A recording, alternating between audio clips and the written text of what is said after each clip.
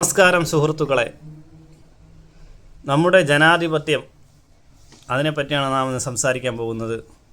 ഒരു ജീവൻ പോലും സുരക്ഷിതമാക്കാൻ കഴിഞ്ഞില്ലെങ്കിൽ നമ്മുടെ ജനാധിപത്യം യഥാർത്ഥ ജനാധിപത്യമാണോ? എത്രത്തോളം കാര്യക്ഷമമാണ് നമ്മുടെ ജനാധിപത്യം?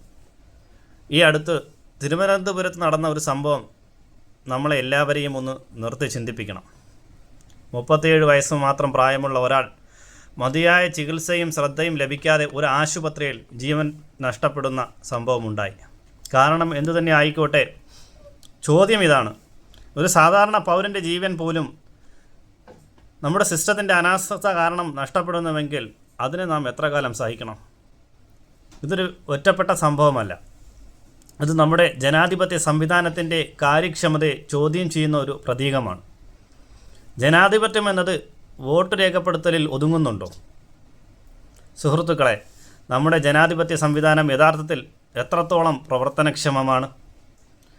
ഭരണകർത്താക്കളെ തിരഞ്ഞെടുക്കുന്നത് മാത്രമാണോ യഥാർത്ഥ ജനാധിപത്യം? വോട്ട് രേഖപ്പെടുത്തി കഴിഞ്ഞാൽ പിന്നെ നമ്മുടെ കടമ തീർന്നോ? സർക്കാരുകൾ മാറി മാറി വന്നിട്ടും പോലീസ് സ്റ്റേഷനുകളിൽ, ആശുപത്രികളിൽ, റെയിൽവേ, ഗതാഗതം, മറ്റു പൊതുമേഖലാ സ്ഥാപനങ്ങളിൽ സേവനത്തിൻ്റെ ഗുണനിലവാരം മാറാത്തത് എന്തുകൊണ്ടാണ്?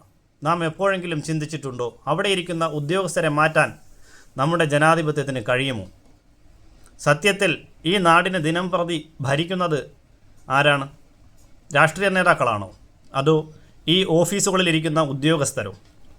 നമ്മുടെ ഏറ്റവും വലിയ പരാജയം ഇവിടെയാണ്. നമ്മുടെ ജനാധിപത്യത്തിൻ്റെ ഏറ്റവും വലിയ പരാജയം ജനങ്ങൾക്ക് ഉദ്യോഗസ്ഥരെ തിരഞ്ഞെടുക്കാനോ മാറ്റാനോ അധികാരമില്ല. അഴിമതിക്കാരനോ അനാസ്ഥയുള്ളവനോ ആയാലും വിരമിക്കുന്നതുവരെ അവനെ നമ്മൾ സഹിക്കണം. ഒരു ഡോക്ടർ രോഗിയുടെ ജീവൻ അപകടത്തിലാക്കിയാലും, ഒരു പോലീസ് ഉദ്യോഗസ്ഥൻ അനീതി കാണിച്ചാലും അയാൾ പെൻഷൻ വാങ്ങി പോകുന്നതുവരെ ജനങ്ങൾ സഹിക്കണമെന്നാണോ നിയമം? ആശുപത്രികളിലും പോലീസ് സ്റ്റേഷനുകളിലും മറ്റു പൊതുമേഖലാ സ്ഥാപനങ്ങളിലും ഇതേ അവസ്ഥ തന്നെയല്ലേ? എന്തുകൊണ്ട് നമുക്ക് വേറിട്ടൊരു സിസ്റ്റം ചിന്തിച്ചുകൂടാ? എന്തുകൊണ്ട് നമുക്കൊരു പുതിയ സുതാര്യമായ ജനകീയ സംവിധാനം വിഭാവനം ചെയ്യാൻ കഴിയില്ല? നമ്മുടെ ടെക്നോളജിയുടെ വളർച്ച ഉപയോഗിച്ചുകൊണ്ട് ഓരോ പൊതുസേവനത്തിനും ഓരോ ഉദ്യോഗസ്ഥൻ്റെയും പ്രവർത്തനത്തിനും ജനങ്ങൾക്ക് നേരിട്ട് വിലയിരുത്താൻ കഴിയുന്ന ഒരു സംവിധാനം, റേറ്റിംഗ് ആൻഡ് റിവ്യൂ. പക്ഷേ വിശ്വാസ്യതയുടെ വെറും റേറ്റിംഗ് മതിയാകില്ല. ഇത് ഹൈജാക്ക് ചെയ്യപ്പെടാത്തതും വ്യാജമാക്കാൻ കഴിയാത്തതുമായിരിക്കണം.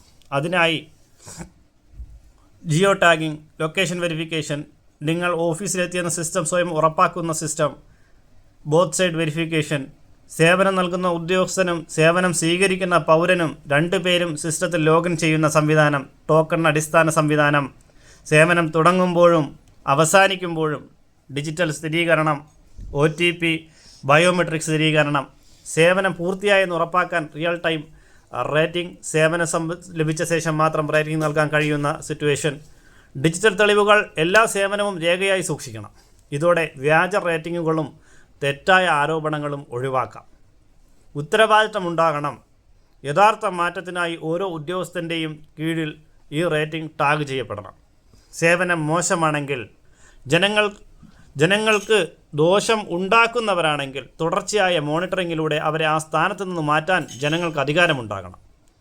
ജോലി ചെയ്യാൻ മടിക്കുന്നവർക്ക് പകരം കഴിവുള്ള, പരിശീലനം നൽകാവുന്ന ലക്ഷക്കണക്കിന് ഉദ്യോഗാർത്ഥികൾ പുറത്തുണ്ട്. പ്രൈവറ്റ് സെക്ടറിലെ പോലെ മോശം ടീം മാറ്റി മികച്ച ടീം കൊണ്ടുവരാൻ ജനങ്ങൾക്ക് അവകാശമുണ്ടായാൽ ഈ നാട് എവിടത്തോളം മാറുമെന്ന് ചിന്തിച്ചിട്ടുണ്ടോ? ഭയമല്ല, ബോധമുണ്ടാകണം. അഴിമതി ചെയ്താൽ രക്ഷയില്ലെന്ന്, അനീതി കാണിച്ചാൽ ഉടൻ തന്നെ ജനങ്ങൾ വിലയിരുത്തുമെന്നും ഈ ബോധം ഓരോ ഉദ്യോഗസ്ഥനിലും ഉണ്ടാകണം. ജനങ്ങളുടെ സംതൃപ്തിയാണ് ഒരു സ്ഥാപനത്തിൻ്റെ അളവുകോൽ. അങ്ങനെ ആയാൽ നമ്മുടെ സിസ്റ്റം എത്ര വേഗം മാറും? സേവനം ഒരു ഉപകാരമല്ല, അത് ജനങ്ങളുടെ അവകാശമാണ്. അത് നൽകുന്നവർക്ക് ഉത്തരവാദിത്തമുണ്ടായിരിക്കണം. ഇനി ചോദ്യം നിങ്ങളോടാണ്. പോലീസ് സ്റ്റേഷനായാലും ആശുപത്രിയായാലും ഗതാഗത മേഖലയായാലും ജനങ്ങളുടെ സംതൃപ്തിയാണ് അതിൻ്റെ നിലനിൽപ്പെങ്കിൽ, അടിസ്ഥാനം എങ്കിൽ ഈ നാട് മാറില്ലേ? ഇത്തരമൊരു സാങ്കേതിക വിദ്യയിൽ അധിഷ്ഠിതമായ ജനകീയ നിയന്ത്രണം നമ്മുടെ നാട്ടിൽ വേണമെന്ന് നിങ്ങൾ ആഗ്രഹിക്കുന്നുണ്ടോ? ഇത് പ്രാക്ടിക്കലാണോ? എന്തെല്ലാം മാറ്റങ്ങൾ വേണം? കമൻറ്റ് ബോക്സിൽ നിങ്ങളുടെ അഭിപ്രായം രേഖപ്പെടുത്തുക. അടുത്തൊരു വീഡിയോയുമായി കണ്ടുമുട്ടുന്നതുവരെ നന്ദി, നമസ്കാരം.